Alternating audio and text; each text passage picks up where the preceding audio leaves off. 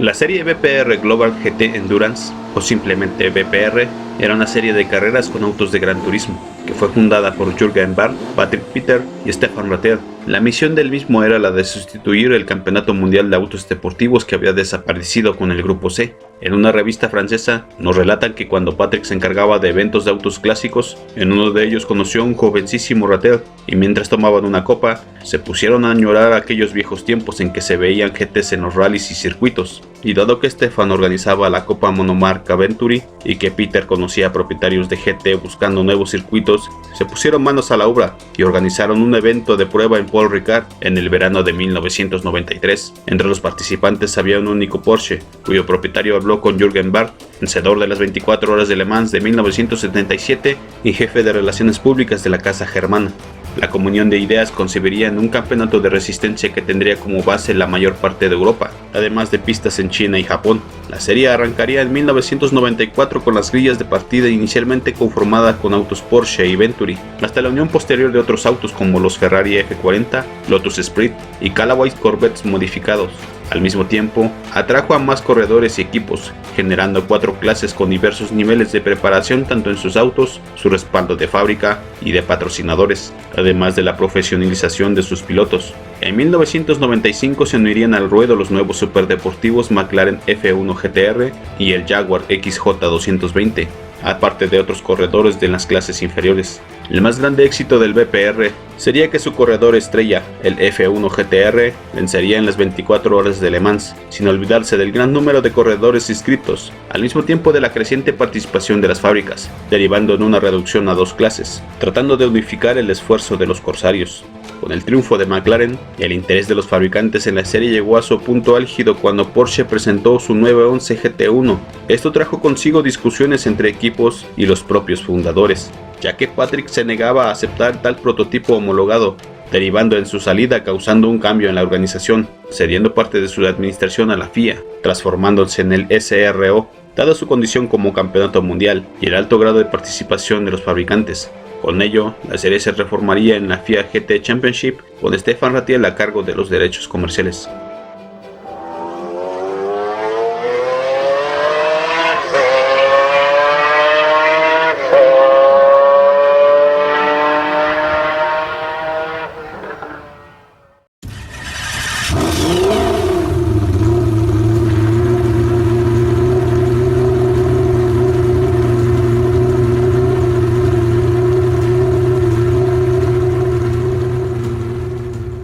El nacimiento del F1 estaría dado con la afirmación por parte de McLaren de que el auto no sería empleado para ninguna clase de competencia. Con ello, Gordon agregó elementos de confort y practicidad para su uso frecuente. Curiosamente, una de las metas del equipo era crear un auto que fuese mejor que el NSX en todo sentido.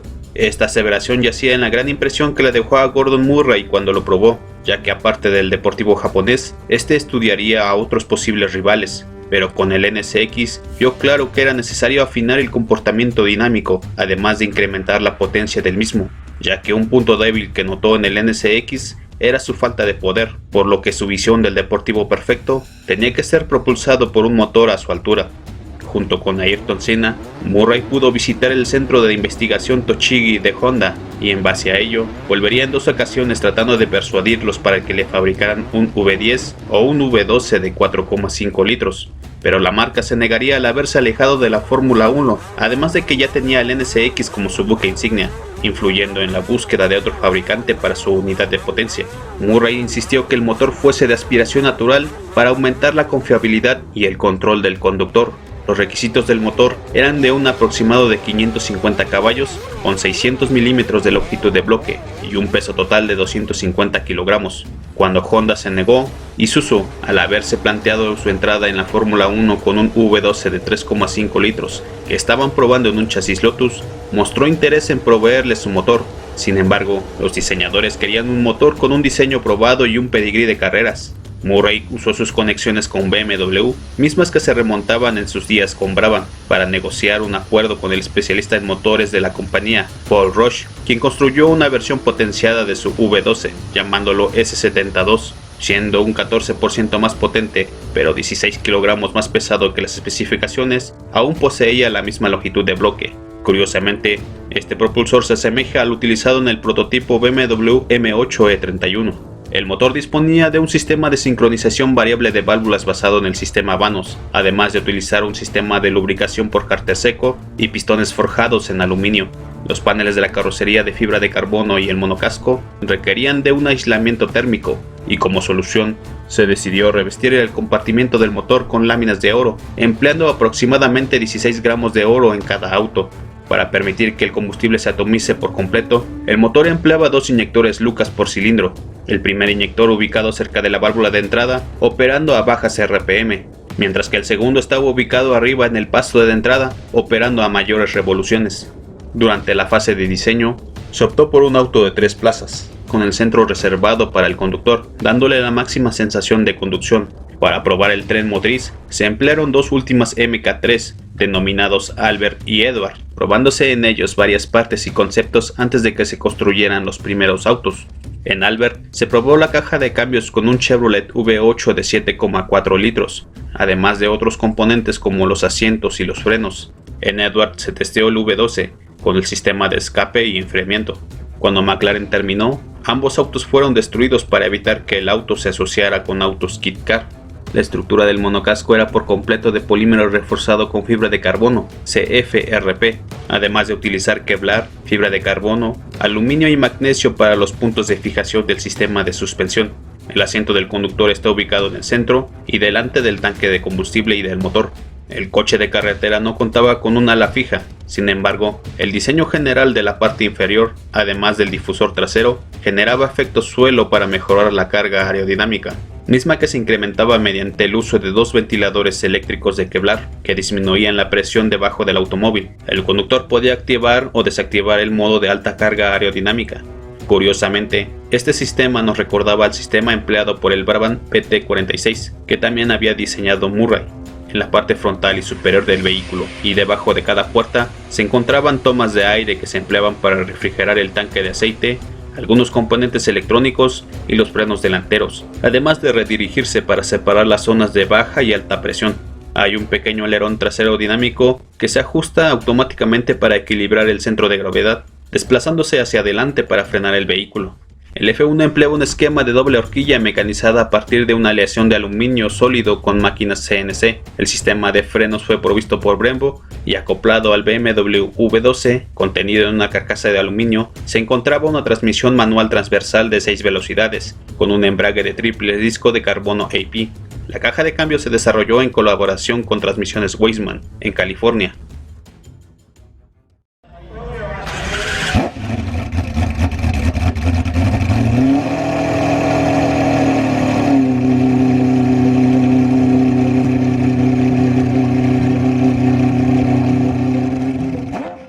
A pesar de ser un proyecto vislumbrado para las calles, al ser concebido por Gordon Murray y McLaren, era inevitable que sus prestaciones pasasen desapercibidas por equipos y corredores, trasladándolos a las pistas y triunfando en la mayoría de las pruebas en las que participaban. El responsable de ello fue Ray Bell, un corredor aficionado experimentado que participaba con un Porsche en la serie BPR para autos GT de producción. Siendo amigo de Ron Dennis, le solicitaría un ejemplar para las pistas, pero el magnánimo precio de $1.000.000 frenó su entusiasmo. Pero Dennis le ofreció la opción de bajarle el precio si Bell encontraba clientes adicionales. Para ello, solo tuvo que ver la lista de futuros propietarios del F1 de calle para encontrarlos. El nuevo F1 GTR seguía las regulaciones internacionales de la GT1, haciéndolo elegible para las 24 horas de Le Mans. Las reglas del azar le obligaban a emplear restrictores para equilibrar el rendimiento. Esto significó que el BMW V12 perdiera casi 30 caballos. Por otro lado, Murray logró reducir el peso en alrededor de 120 kilogramos, y con solo un día de pruebas en el túnel de viento, al auto se le dio un modesto alerón como máximo cambio. Incluso antes de que se construyera el primer automóvil, se hicieron 2 pedidos adicionales y un ejemplar de última hora, pero solo las 3 unidades originales estarían listas para el arranque del BPR. Los autos establecieron los tiempos más rápidos durante la clasificación, pero al ser su debut, este no estuvo exenta de problemas, y solo un ejemplar llegaría a la meta, pero esta sería una victoria, venciendo a los Porsche 911 GT2 y los feroces Ferrari F40 LM. Con este impresionante debut, el F1 GTR dominaría la serie BPR, ganando 10 de las 12 rondas. En Le Mans se enfrentaría a prototipos especializados, que en una sola vuelta estos fueron bastante rápidos, pero el F1 lo supliría con su economía de combustible, además de su inmenso depósito. Aparte de los 6 GTRs iniciales, se ingresó un séptimo ejemplar bajo el control de Kokusai Kaihatsu Racing, dirigido por Paul Lansant. El chasis utilizado fue del prototipo original, que aún era propiedad de McLaren. Esto no sentó muy bien en los otros equipos, ya que pensaban que McLaren favorecería a este. Registrados para conducir el séptimo F1 estaban Yannick Dalmas, Masamori Sequilla y JJ Leto. Como era de esperar, los prototipos dominaron la clasificación, con el mejor de los F1 partiendo noveno en la parrilla. La carrera se desarrolló en condiciones torrenciales, neutralizando la ventaja de los prototipos. Sorprendentemente, de los 7 McLaren que participaron, 5 ocuparon la primera posición en algún punto de la carrera. Lo que finalmente marcaría la diferencia no sería el posible soporte de fábrica, sino que yació en el gran embate de JJ Leto durante la noche, dando vueltas donde fue 20 segundos más rápido que sus rivales. Con el Courage en segundo puesto, el triplete de McLaren se vería anulado, pero encajaría 4 coches entre los 5 primeros.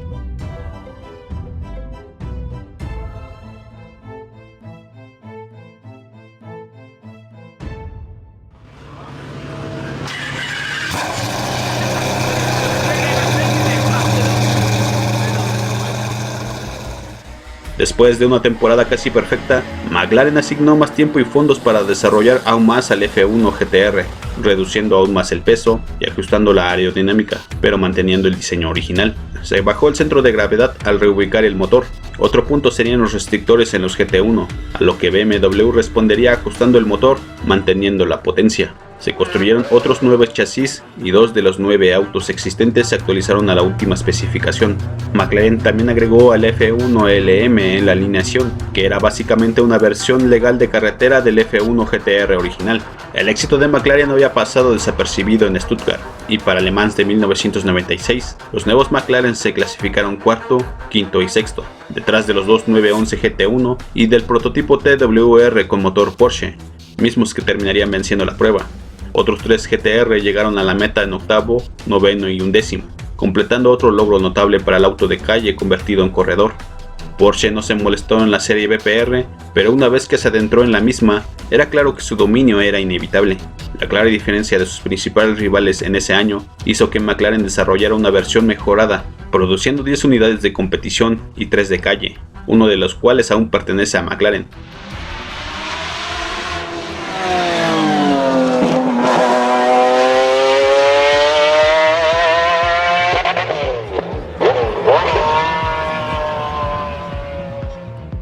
Para mejorar al GTR, se decidió agregar carga aerodinámica, teniendo que extender la carrocería para disponer de más superficie, incrementando la estabilidad en las rectas. Oficialmente designado como F1 GT, pero bautizado como Long Tail, el nuevo McLaren fue probado por el expiloto de Fórmula 1 JJ Leto, quien ya había conducido el GTR anterior, expresando claramente que este era superior que su predecesor.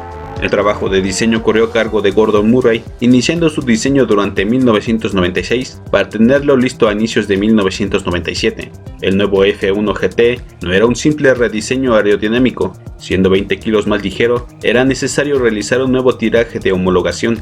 Para fabricar los ejemplares de calle, fueron empleados los chasis convencionales del F1 de calle, aunque por normativa se debía de ensamblar uno con el nuevo chasis, pero no era necesario ponerlo en venta. Por ello, el prototipo denominado XP-GT aún es propiedad de la marca británica, mientras que los bastidores 054 y 058 pasaron a manos de coleccionistas privados. A pesar de su gran tamaño, la versión de competición era 135 kilos más ligero, pero además del monocasco de fibra de carbono, se dispuso de una nueva transmisión secuencial, con mejoras en los frenos y la suspensión, pero la más importante era la ganancia de downforce, gracias a su radical diseño de carrocería, misma que fue labrada en el túnel de viento, además de que el motor sería repotenciado por BMW.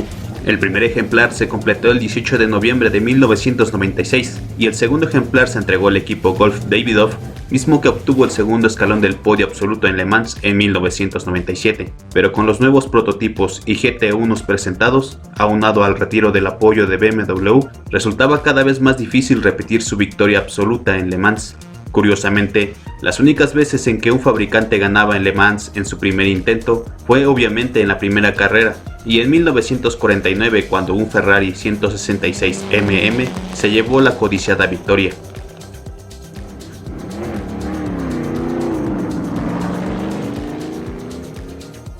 Cronológicamente hablando, el origen de esta leyenda se remonta en los meses previos al deceso de Bruce McLaren en junio de 1970, ya que estaba trabajando en un auto de carretera que se pudiese homologar y así competir en las 24 horas de Le Mans. Lamentablemente todo el trabajo de este proyecto se detuvo después de su fatal accidente en Goodwood.